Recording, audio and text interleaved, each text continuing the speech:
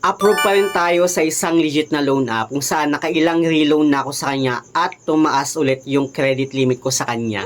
Actually, dapat last month ko pa siya nagawa ng vlog, pero dahil gaya nga ng sinabi ko sa inyo na nagbakasyon muna ako sa pag-upload ng vlog, nagpahinga muna ako.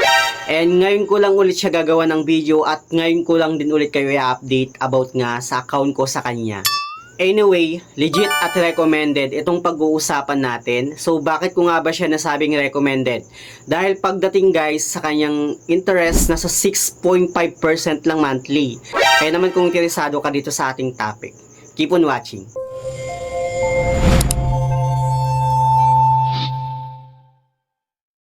Hello guys, it's Ciel Mariano and welcome back to my YouTube channel. At kung hindi ka pa nakapag-subscribe sa aking channel, please subscribe dahil palagi ako nag-share ng mga experience ko at nag-review ng mga online learning platform kung legit ba o hindi dito sa ating channel. So, pag-uusapan nga natin itong legit na loan app na isa sa mga paborito kong utangan and hindi siya nang-reject based on my personal experience after kong masettle yung loan ko sa kanya. Automatic nakakapag-reloan pa rin naman ako sa kanya and may times din guys na hindi tumataas yung credit limit ko pero meron ding times na tumataas at sobrang laki din ng ini-increase ng credit limit ko sa kanya. Huwag na natin itong patagalin, itong loan app na tinutukoy ko nga itong si Maya Business na pagmamayari ni Maya Philippines Incorporation. At yung tawag sa kanyang pa-cash loan ay Maya Advance Loan. Anyway, available siya sa Google Play Store. Madadownload po siya sa Google Play Store. At dito meron na siyang 3.9 stars, 14,000 na reviews, at meron na rin siyang 1 million na downloads. Baka merong magtanong dyan na paano ba mag-apply ng loan sa kanya. Actually, based on my personal experience, hindi po ako nag-apply ng loan sa kanya. Dinownload ko lang siya last year, itong si Maya Business, dahil ginagamit ko siya sa pagko-convert ng SPayLater into cash. And then after nun, mga December last year, nagulat na lang ako na inofferan niya ako ng cash loans. So parang kagaya din siya ni JLo ni GCash na makaka-receive tayo ng text kung eligible na tayo sa kanyang pa-cash loan. So, ewan ko lang ngayon, since may bagong update itong si My Advance Loan, try nyo lang baka eligible na agad kayo no, kapag once na gumawa kayo ng account sa kanya. Pero sa akin kasi sa part ko, last year ng December, naka-receive lang ako ng text. And sinabi sa text na eligible na nga ako sa kanyang cash loan. Actually, marami na akong ginawang video about dito kay Maya Advance Loan. At meron pa akong ginawang video kung saan sinabi ko doon kung paano nga ba tayo magkaroon ng offer sa kanya. Ilalagay ko lang dyan sa may description box or sa may comment section yung link if ever na interesado kayong malaman kung paano nga ba tayo magkaroon ng offer na cash loan dito kay Maya Business.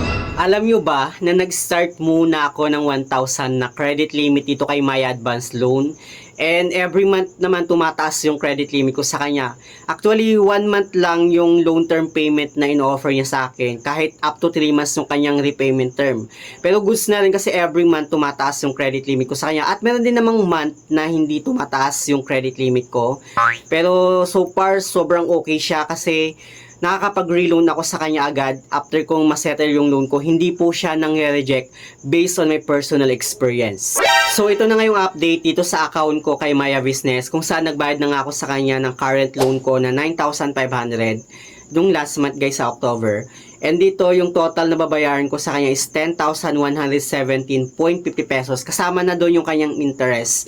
After kong magbayad, nag-in process na siya at naghintay na ako ng almost 5 minutes bago nag-reflect yung payment ko sa system nila. At dito na, inopen ko ulit yung account ko, nag-apply agent na siya. So, click ko yung apply agent. Dito meron tayong babasahin na data privacy notice niya. And scroll down lang natin guys. Masyado kasi siyang mahaba, so click lang natin yung proceed. At dito sa kanyang loan details, sabi niya dito yung loan term nga niya is 90 days. So, it means up to 3 months yung kanyang loan term payment. Yung minimum amount na pwede nga nating mahiram is 500 at yung maximum amount naman is 350,000. So, click lang natin yung apply now.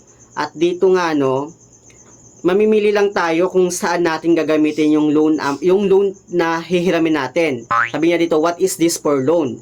What is this loan for? So, dito na mamimili tayo kung pang-operational fund, startup fund, remittance fund, or personal loan, or pwede rin yung others. Mostly, ang pinipili ko lang talaga is personal loan. And then after nun, nagulat na lang ako na from 9,500, naging 13,300 na yung credit limit ko sa kanya. So, tumaas siya na almost 3,000 plus, 3,800, mga ganon. For me, medyo mabigat talaga yung short term, pero okay na din kasi makakapag-reloan pa rin naman after ma-settle yung loan. Pero mas prefer ko talaga yung longer term payment, lalo na kung malaki na yung offer niya sa'yo. Anyway, dito no, loan term ko pa din na offer niya sa akin is 30 days. At ito makikita natin yung loan amount is 13,300. Yung kanyang service fee or yung kanyang interest lang is 864.50 pesos. So, ganun lang kababa yung kanyang monthly interest. Kasi nasa 6.56% lang yung kanyang monthly interest. At yung total na babayaran ko sa kanya is 14,164.50 pesos. Pagdating naman sa other loan details niya, dito sa kanyang net loan proceeds or yung loan amount lang ma-receive ko dun sa 13,000 na gilinab ko nga is 12,991.99 pesos. Yun lang yung ma-receive ko. And then, kasi meron siyang documentary stamp tax na 8 pesos. Yun yung kaltas niya. And long term nga niya is 30 days. And dito sa kanyang repayment details, sabi niya, repayment amount per transaction is 15 pesos.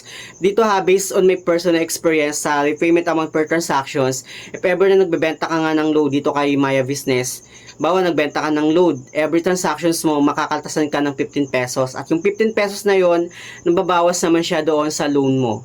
Wala pang 5 minutes, na-receive ko na agad yung loan amount doon sa Maya Business e-wallet ko. Anyway, dito lang talaga sa mga napansin ko sa kay Maya Business, medyo nagbago na nga talaga siya. Like doon sa pag-bank transfer. Halimbawa, Maya Business to bank transfer sa ibang e-wallet, may kaltas na siya na 5 pesos. Even nga sa bawa sa GCash to Maya Business, once na nag-transfer ka from GCash to Maya Business, kakaltasan ka din ng 5 pesos ni Maya Business. Yun yung medyo nagbago dito kay Maya Business, unlike before na buong-buo mo pang nakukuha yung loan amount. So far, hindi naman ganun kalaki yung 5 pesos, diba? Pero para sa akin, mas prefer ko pa rin talaga na buo mo pa rin na-receive yung amount sa kanya. And then dito sana magkaroon din ng offer sa akin si Maya Advance Loan na 3 months. Hindi lang 1 month yung in-offer niya. Kasi medyo mabigat din talaga pag short term payment ka. Pero pag longer term payment, mas magaan siya. Lalo na kung malaki na yung offer niya sa'yo. So sa mga nagbabalak dyan na umutang dito kay Maya Business, it's okay kasi super legit siya. Lalo't under siya ni Maya Philippines Incorporation. Yun lang naman yung update ko dito sa account ko kay Maya Business. Sana meron kayong natutunan.